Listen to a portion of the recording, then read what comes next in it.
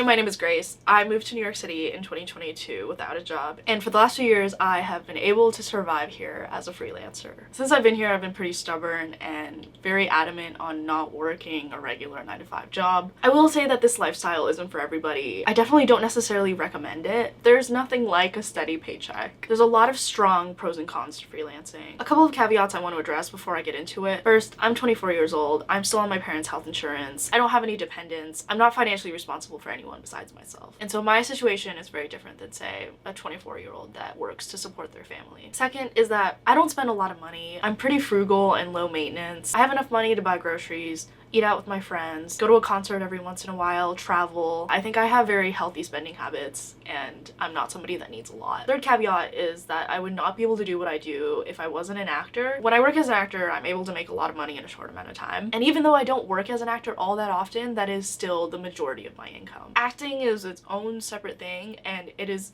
also not a lifestyle that I necessarily recommend. It requires an immense amount of time, money, and resources for very little return. It is absolutely not for everybody unless you really love it. Cons of freelancing: your income is very inconsistent. You don't get any benefits. There's no one matching your 401k or giving you a wellness stipend. There's self-employment tax, which kind of sucks, but that's also why freelancers are paid more than people who are under an employer. Taxes in general are very complicated. For every job that I do, I have to fill out some combination of I-9, W-9, crew contract, talent release, NDA, sign up for their payroll software. It's kind of crazy the amount of time I spend just doing paperwork. Another con that it's really easy to spend more time looking for work than actually working. And this especially applies to acting because auditioning is just so time consuming. Obviously you work by working, and so once you start working, you meet people and then it's easier to keep working. And ultimately your network is what's going to get you the most work. But if you're trying to do something new or work is slow and you're looking for more opportunities, it takes a lot of time to look for opportunities and then to do the work necessary to actually get those opportunities. And also because you work for yourself, there's no one to keep you accountable. So you kind of need self-discipline in order to actually do your work, but also to keep looking for more work. But there are also obviously a lot of benefits. I think the biggest draw of the freelancer lifestyle is the freedom. You decide when to work, you decide what jobs you take and you don't take. You don't have to ask permission to go on vacation. And I also just love the unique and varied experiences you can have when you do freelance. One day I'm in front of the camera, one day I'm behind the camera, one day I'm working on a social media shoot, one day I'm working on a commercial shoot, and one day I'm just at home editing in my pajamas. I love meeting new people, working in different places, working on different projects, and that kind of diversity in my work is something I would only be able to do as a freelancer. If you want to freelance, this is my best advice for you. My number one most important piece of advice is to have something that is consistent. For me, I work as a contractor for a digital marketing agency. I edit videos on an as-needed basis, so someone will message me and be like, hey, I have this project that needs to be worked on. Are you available this week? And then I can say yes or no. The nice thing about editing is that you can kind of do it anywhere as long as you have an internet connection. And even if I'm out of town working on a different project, I can usually find little pockets of time to work on editing if I need to. I edit with them and then I also PA with them sometimes. I work on set as a production assistant. It's basically the lowest position on a set. You kind of just help out wherever is needed. PA is one of those jobs you just show up, do your work, and then you leave. I actually didn't get this job through film school. I was in a band in college and my bandmate's sister used to work for this agency, and so that was how I got the gig. Again, your network is your greatest asset for finding a job. I think it's really important to have something that is consistent that you can fall back on to make you at least some amount of money if all else fails. And it's even better if it's a job that you can do remotely. My second tip is to diversify your income. I've been kind of experimenting with this lately. So I work for the agency. I also shoot and edit videos and photos outside of the agency. I also work as a production assistant outside of the agency. I also work as an actor. I've done some focus groups. There's a bunch of websites you can make accounts on where you can submit to focus groups and they'll also email opportunities to you. I've done hair modeling, which are just one-off gigs that I've gotten through casting websites. A lot of actors also do promo work or like brand ambassador work. I signed up for an agency that does promo work recently, but I haven't done anything with them yet. Basically, I'm trying to say do as many different things as possible so that you can make more money, but also you have other things to turn to if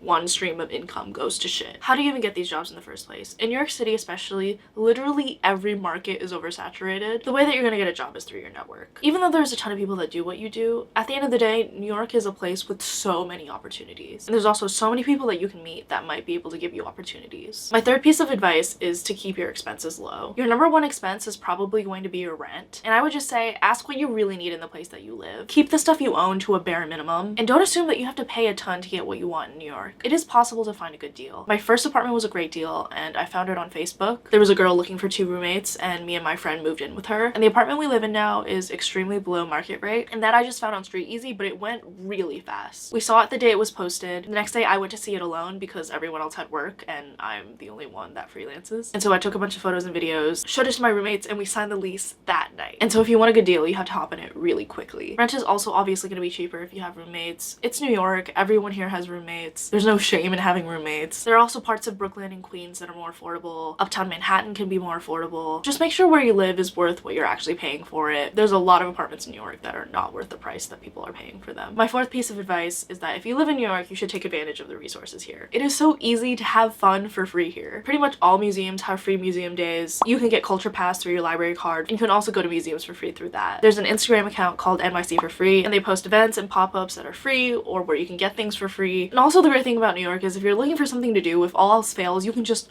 walk around. There's always parks and little shops that you can go into. You can always go people watch. That's always interesting here. If you like to go out, I would say go to bars instead of clubs. Most of the time bars don't charge cover, and there's so many bars that have a dance floor, and so they basically feel like clubs. If you're under the age of 25, you can get a free gym membership to the recreation centers. It's not a super nice gym and the hours aren't super great, but it's a free gym membership. Like you can't pass that up. My fifth piece of advice is to love what you do and love where you live. If I didn't love New York City as much as I did, I definitely wouldn't have the motivation to do what I do now. It is expensive to live here. It can be difficult to build a career here, but I just feel so strongly that I love the energy of New York, and this is the place that I'm supposed to be, and I've had so much fun here that I don't mind all the difficulties that come with living here. If that's not the case for you, that is totally okay. I think New York is for a very particular kind of person, and surviving here is not easy. And so if you do it, then kudos to you. And also remember that things take time. I think it takes a long time for people to really feel established in a place, to find their people, to find their community, to get a footing in their career. It's okay to take time to figure things out, and just remember to be patient with yourself. If you have any questions about being a freelancer, I will do my best to answer them in the comments. Thank you all for watching, and I will see you all very soon.